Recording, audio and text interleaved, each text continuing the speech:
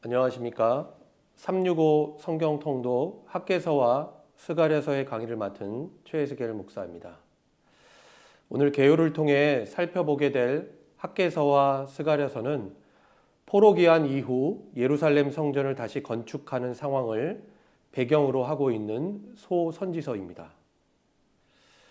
먼저 학개서의 기본적인 정보를 살펴보면 학개서의 저자는 선지자 학개입니다. 1장 3절 말씀 보시면 여호와의 말씀이 선지자 학개에게 임하여 이르시되 말씀합니다. 하나님의 말씀이 선지자 학개에게 임하게 된 것이죠. 학개라는 이름의 뜻은 히브리어로 나의 축제일입니다. 이것은 성전 건축과 연관되어 있다라고 볼 수 있는데요. 실제로 학개는 자신의 이름처럼 다시 세워진 하나님의 성전에서 절기 곧 축제일을 이스라엘 백성들과 함께 기쁨으로 지켰습니다. 또 다른 근거는 포로 귀환 후 상황을 설명하는 에스라서에 학개와 스가랴라고 하는 두 인물이 다음과 같이 언급되어져 있는 것입니다. 다음으로 기록 시기는 학개서 1장 1절 말씀을 보시기 바랍니다. 다리오 왕 제2년 여섯째 달 곧 그 달 초하루에 여호와의 말씀이 선지자 학개로 말미암아 스알디엘의 아들 유다 총독 스룹바벨과 여호사닥의 아들 대제사장 여호수아에게 임하니. 때는 주전 520년경 페르시아 다리오 왕 때였습니다. 그리고 이 말씀은 선지자 학개를 통해서 당시의 유다 총독이었던 스룹바벨과 대제사장이었던 여호수아에게 임한 말씀이었다라는 것입니다. 당시의 배경과 상황에 앞서서 그 이전의 역사에 대해서 간략하게 설명할 필요가 있습니다. 주전 586년 남유다는 바벨론 제국에게 멸망당합니다. 예루살렘 성전 역시 그때 파괴됩니다. 그리고 이들은 바벨론 포로로 잡혀가게 됩니다. 그런데 바벨론 제국 역시 성경에 나오는 바사, 페르시아 제국에게 멸망을 당하게 되죠. 그리고 주전 538년 바사왕 고레스가 내린 칙령을 받고 이스라엘 백성들은 드디어 1차 포로 귀환을 하게 됩니다. 그런데 학개가 활동했던 시기는 이처럼 포로 귀환하게 된 이스라엘 백성들이 성전 건축을 멈추고 있는 상태였다라는 것입니다. 왜 그랬을까요? 주변 대적들의 반대가 있었고 또 여러 가지 현실적인 문제와 어려움이 있었기 때문이었습니다. 한마디로 성전을 다시 건축하는 일은 이스라엘 백성들에게, 특별히 포로 귀환한 이스라엘 백성들에게 우선순위에서 밀려나 버렸다라는 것입니다. 귀환한 백성들은 각자 자기 먹고 살기에 바빴다라는 것을 학개 1장 2절 말씀을 보면 그 상황이 잘 나타나 있습니다. 그리고 이어지는 1장 4절로 5절 말씀에도 성전 건축이 멈추어진 배경과 상황을 다음과 같이 설명해 주고 있습니다. 바로 이와 같은 때의 선지자 학개는 하나님의 말씀, 하나님의 분명한 뜻을 다음과 같이 전합니다. 학개 1장 8절 말씀입니다. 너희는 산에 올라가서 나무를 가져다가 성전을 건축하라. 그리하면 내가 그것으로 말미암아 기뻐하고 또 영광을 얻으리라. 여호와가 말하였느니라. 성전을 다시 건축하는 것, 이것이 바로 학개서를 기록한 목적이었다라는 것입니다. 다음으로 학개서의 특징은 학개가 하나님의 말씀을 받아서 전했던 정확한 날짜가 본문 가운데 분명하게 명시되어 있다는 것입니다. 그래서 이 시간의 순서를 가지고 학개서는 4개의 메시지로, 4번에 걸친 메시지로 구분할 수 있습니다. 그 기간을 대략 따져보면 약 4개월 정도에 걸쳐서 선지자 학개가 하나님의 말씀을 귀환한 백성들에게 전했음을 알 수 있습니다. 학개서의 교훈은 다음과 같습니다. 1장부터 2장까지의 내용 유인물을 살펴보시기 바랍니다. 학개서 가운데 나오는 내용을 함께 살펴보면 1장 앞부분의 말씀인 성전을 건축하라는 명령을 이스라엘 백성들이 듣고 나서 특별히 총독 스룹바벨과 대제사장 여호수아를 비롯한 포로 귀환한 백성들이 그 마음에 감동이 일어나게 됩니다. 그리고 학개가 전했던 하나님의 명령에 순종하여 다시금 성전 공사를 재개하게 됩니다. 그 내용이 학개 1장 14절 말씀에 나오죠. 그런데 학개 2장 3절로 4절 말씀을 보면 성전을 다시 짓는 백성들이 이전에 지었던 성전과 비교해서 너무나도 초라하고 보잘것없이 보이는 성전의 모습에 실망하게 됩니다. 여러분, 이전 성전이라고 하는 것은 바로 첫 번째 성전인 솔로몬 성전을 일컫는 것입니다. 그때 화려하고 값비싼 물건들로 지어진 성전과 이들이 포로 귀환 후에 다시 짓게 되는 너무나도 초라한 성전 건축의 상황은 달랐다라는 것입니다. 그래서 백성들은 실망했습니다. 이런 그들을 향해 선지자 학개는 학개 2장 3절로 4절 말씀에 다음과 같이 격려하고 있습니다. 이 땅의 모든 백성아, 스스로 굳세게 하여 일할지어다. 내가 너희와 함께하노라. 만군의 여호와의 말이니라. 그리고 난 후에 학개는 2장 9절에서 새롭게 세워질 성전의 영광, 나중 영광이 이전 영광보다 더 클 것이라는 분명한 하나님의 뜻을 전합니다. 뿐만 아니라 학개는 이스라엘 백성들이 하나님 앞에서 진정 회개하고 하나님의 언약에 대해서 신실하게 행할 것을 요구합니다. 그 언약의 신실함을 나타내는 분명한 증거가 무엇이었습니까? 바로 성전 건축 재개였습니다. 이들이 지금껏 하나님의 말씀을 순종하지 않았기 때문에 하나님께로부터 복을 받지 못했지만 하나님의 명령에 순종하여 다시 성전을 건축하게 되면 하나님께서 이들 가운데에 그러나 오늘부터는 내가 너희에게 복을 주리라, 복을 주시겠다라고 언약에 신실하게 이들이 순종할 때에 하나님께서 복을 주시겠다라고 약속하고 계십니다. 끝으로 학개 2장 23절 말씀을 보면 하나님께서 유다 총독 스룹바벨에게 말씀하시는 다음과 같은 내용이 나옵니다. 2장 23절 말씀입니다. 만군의 여호와가 말하노라. 스알디엘의 아들 내 종 스룹바벨아, 여호와가 말하노라. 그날에 내가 너를 세우고 너를 인장으로 삼으리니 이는 내가 너를 택하였음이니라. 만군의 여호와의 말이니라 하시니라. 학개서 마지막 부분을 보면 세상 열방에 대한 하나님의 심판 그리고 종말의 날을 예언하고 있습니다. 특별히 마지막 부분에 보면 스룹바벨을 인장반지로 삼을 것임을 분명히 말하고 있습니다. 이것은 무엇을 의미하는 것이냐 하면 새 예루살렘 그리고 메시아의 도래를 나타내고 있는 말씀이라고 할 수 있습니다. 이전에 예레미야 22장 24절로 25절에 이러한 말씀이 나옵니다. 나의 오른손에 인장반지와 같은 고니아라는 것은 바로 남유다의 여호야긴 왕을 일컫는 말입니다. 여호야긴 왕을 빼어서 인장반지와 같은 그를 빼어서 바벨론에 줄 것이다.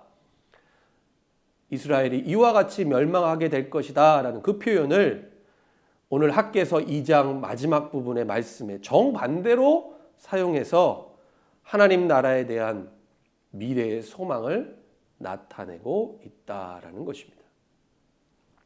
학개서를 통해 우리가 실천하고 적용할 수 있는 것이 있다면 그것은 하나님의 성전이란 과연 무엇인가에 대한 질문에서부터 시작이 됩니다.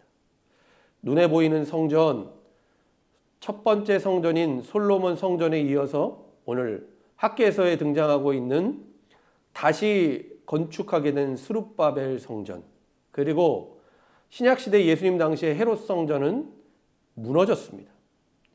그리고 오늘날 아이러니하게도 예루살렘 성전이 위치해 있던 곳에는 황금돔이라고 불리는 이스라엘의 성지 바위사원이 세워져 있습니다.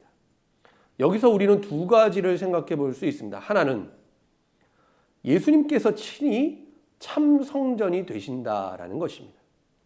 마가복음 14장 58절 말씀에 예수님께서는 예수님 자신을 손으로 짓지 아니한 다른 성전, 곧 새로운 성전, 참된 성전이라고 말씀하십니다. 뿐만 아니라 요한복음 1장 14절 말씀을 보면 우리가 잘 알고 있는 말씀이 육신이 되어 우리 가운데 거하심에라는 이 구절에서 거하신다라고 기록되어져 있는 헬라어 스케노라는 말은 장막을 치다, 성전이 되다라는 뜻입니다. 예수님께서 친히 우리 가운데 거하시는 성전, 하나님의 현존이 되셨음을 우리에게 분명히 나타내어 주는 말씀이라고 할 수 있습니다. 다음으로 우리가 생각해 보아야 할 한 가지는 그리스도인 된 우리가 바로 하나님의 성전이라는 것입니다. 고린도전서 3장 16절 말씀에 너희는 하나님의 성령이 거하시는 거룩한 하나님의 성전이다 라고 말합니다. 그리고 에베소서 2장 21절로 22절 말씀을 보면 바로 저와 여러분 그리스도인 그리고 그리스도인들이 모인 교회 공동체가 성령 안에서 머리 대신 예수 그리스도 안에서 함께 지어져 가는 성전이라는 것을 언급하고 있습니다. 그러므로 우리는 오늘 이 학개서의 말씀을 읽으면서 오늘 이 본문을 눈에 보이는 성전이나 교회 건물을 건축하기 위한 근거만으로 생각하는 우를 범해서는 안 된다라는 것입니다. 성전 대신 예수 그리스도 그리고 그분과 함께 그분 안에서 지어져 가는 성전된 우리 자신을 하나님의 말씀을 통해 돌아보고 이런 우리들을 향한 하나님의 뜻이 오늘 본문 학개서 가운데 있음을 우리는 분명히 깨달아야 할 것입니다. 다음으로 스가랴서를 살펴보도록 하겠습니다. 스가랴 1장 1절 말씀 보시기 바랍니다. 다리오 왕 제2년 8째 달에 여호와의 말씀이 이또의 손자 베레가의 아들 선지자 스가랴에게 임하니라. 스가랴서의 저자는 선지자 스가랴입니다. 또한 포로기한 시대 제사장의 족장들 목록을 기록하고 있는 느헤미야 12장 16절 말씀을 보면 그가 이또 족속의 제사장에 속해 있다라고 분명히 언급하고 있습니다. 스가랴는 선지자 학계와 동시대의 인물로서 선지자인 동시에 제사장 가문 출신이었습니다. 그래서 스가랴서의 기록 시기 또한 학계와 비슷합니다. 동일한 배경과 상황을 나타내고 있다는 것입니다. 그러나 학개와 스가랴서는 몇 가지 차이점을 가지고 있습니다. 스가랴는 성전 공사가 멈춰진 상황 가운데 학개와 함께 성전 재건에 대한 하나님의 명령을 전하고 이스라엘 백성들을 격려합니다. 그런데 스가랴서는 여기서 한 걸음 더 나아갑니다. 스가랴라는 이름의 뜻이 여호와께서 기억하신다입니다. 무슨 의미를 가질까요? 포로 귀환 이후에 이들이 절망적인 현실 가운데 있지만 그럼에도 불구하고 여호와께서 여전히 언약을 기억하신다라는 것을 스가랴서를 통해 말씀하고 있다라는 것입니다. 그리고 메시아의 오심, 그가 다스리는 왕국의 도래를 그는 예언하면서 이스라엘 백성들에게 희망과 기대를 심어주고 있습니다. 그리고 그들을 영적으로 준비시키는 역할을 했다라는 것입니다. 그 준비의 첫걸음이 바로 하나님께로 돌아오라, 너희는 내게로 돌아오라 라고 하는 영적인 회개였습니다. 스가랴서는 그 내용에 있어서 크게 두 부분으로 나눌 수 있는 특징을 가지고 있습니다. 1장부터 8장까지는 선지자 스가랴 당대의 사건을 전제로 합니다. 그러나 다음 9장부터 14장까지는 성전 건축 이후에 장차 나타나게 될 종말론적인 미래를 예언하는 말씀입니다. 그래서 스가랴서의 전반부는 메시아 왕국을 위한 준비를 예언하고 있고, 이어지는 후반부는 메시아가 오시게 되면 완성하게 될 하나님의 구원과 온전한 통치를 예언한다라고 볼 수 있습니다.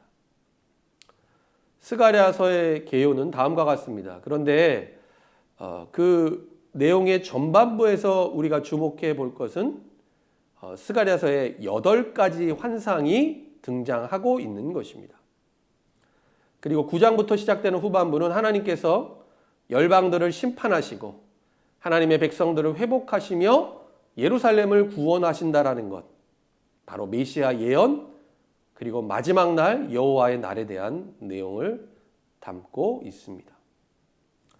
특별히 스가랴서에는 8가지 상징적인 환상의 내용들이 나오는데, 첫 번째는 1장 8절에서 17절까지 나오는 화석류 나무 사이에 서서 4가지 색깔의 말을 탄 사람에 대한 환상입니다. 이 환상이 의미하는 것은 열방에 대한 하나님의 심판, 그리고 이스라엘의 재건을 의미합니다.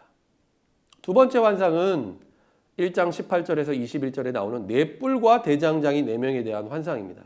여기서 4개의 뿔이라는 것은 세상 4개의 큰 나라, 큰 세력을 가리키는 것입니다. 그리고 이 뿔을 흩뜨리는 4명의 대장장이는 이들을 심판할 하나님의 사자들을 가리킵니다. 다음으로 세 번째 환상은 2장에 나오는 청량줄을 잡은 사람에 대한 환상입니다.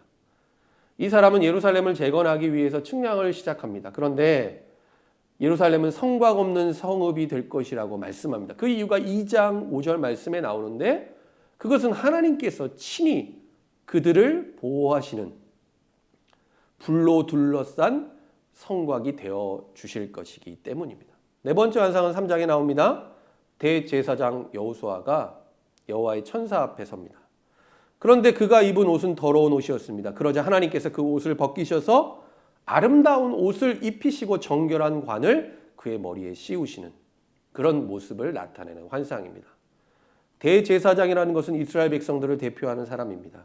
그러므로 이 환상은 이스라엘 백성들로 하여금 진정 거룩한 하나님의 백성이 되게 하시는 하나님의 역사와 섭리를 상징하는 것이라고 할 수 있습니다.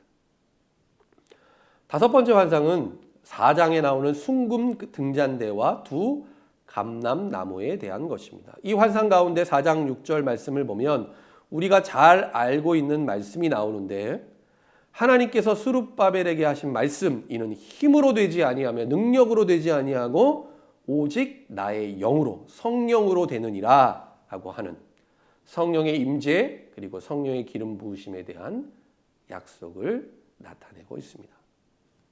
다음으로 6번째 환상은 5장 1절로 4절에 나오는 날아가는 두루마리 환상입니다. 이것은 죄로 인해서 온 땅에 내리는 하나님의 심판과 저주를 상징합니다. 그리고 7번째 환상은 5장 5절에서 11절에 나오는 에바 속 여인입니다. 이 여인이 상징하는 것 또한 이들의 죄악과 반역을 나타내는 것입니다. 그리고 결국에는 이것이 이스라엘 가운데 제거되어서 바벨론 땅으로 되돌려지게 될 것을 스가랴서는 예언합니다.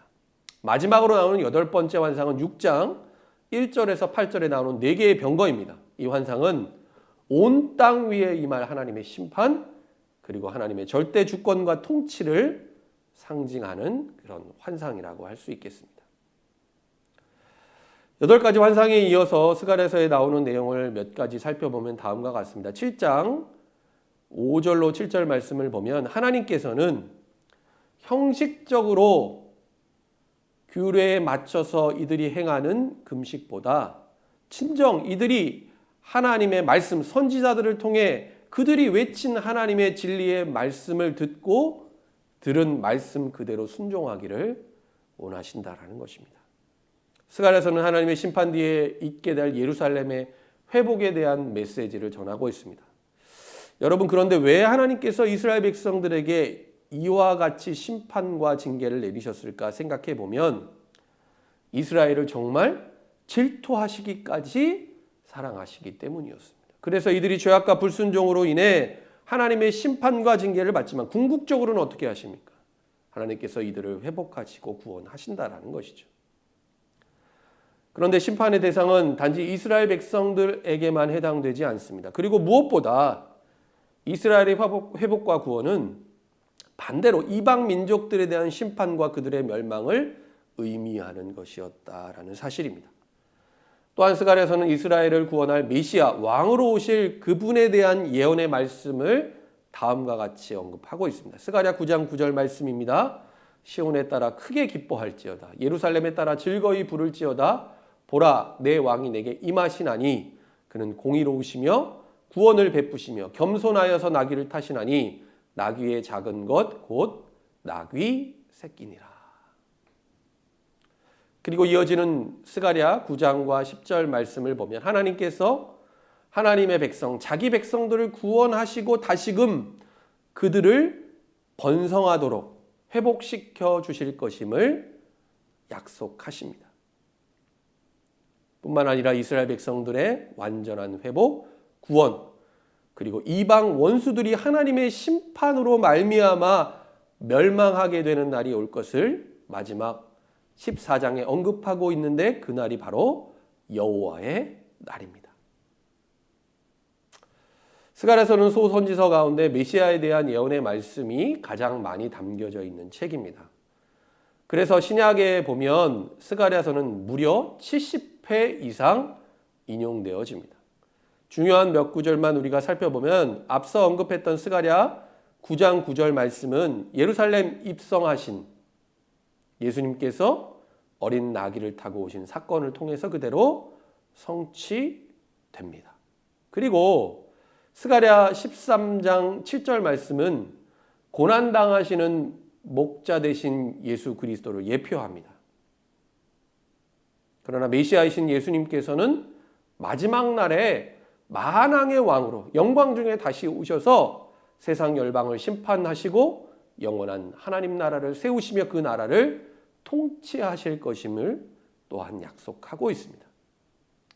그러므로 마지막 때를 살아가고 있는 오늘 우리 그리스도인들에게 있어서 스가랴서의 이 예언의 말씀은 진정 우리들에게 스가랴가 포로 귀환한 백성들에게 전했던 그 말씀 그대로 우리들에게 영적인 회개를 통해 다시 오실 그분 메시아를 소망하며 그날에 임하게 될 하나님 나라 여호와의 날을 믿음으로 준비하게 한다라는 것입니다.